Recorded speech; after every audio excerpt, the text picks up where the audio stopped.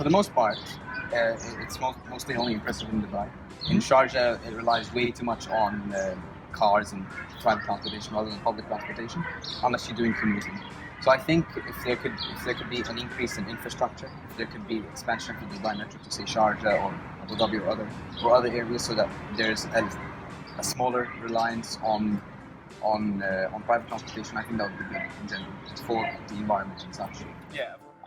Yeah, I feel it's really organized as compared to what I've seen, and as such, it works really well together. There are no like clashes, and there's also a variety. Even though Dubai is a small place, they have a metro.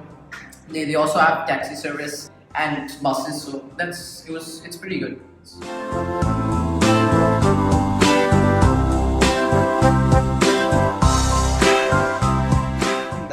The rate of development in the UAE, I would say, like, with regards to the infrastructure of road development, it's on par. It's good enough. It does its job. In Cuba, infrastructure is rather weak due to economic problems. So I can't really say that you can compare them very much. It's given the different rates of development. Okay. I'd say again, it's really organized in Pakistan. You don't have a person overlooking and organizing everything. You have taxi drivers going off on their own, running their own thing, and because of that, it's really confusing. And the infrastructure isn't as good. The transportation infrastructure isn't as good as compared to the UAE.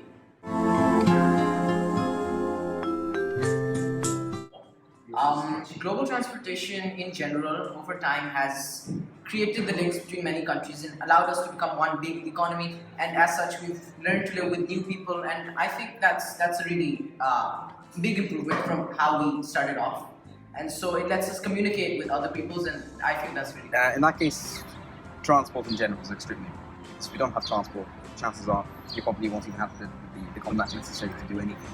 You won't have the ability to transport goods and resources. You won't have trade, you won't have economic investment.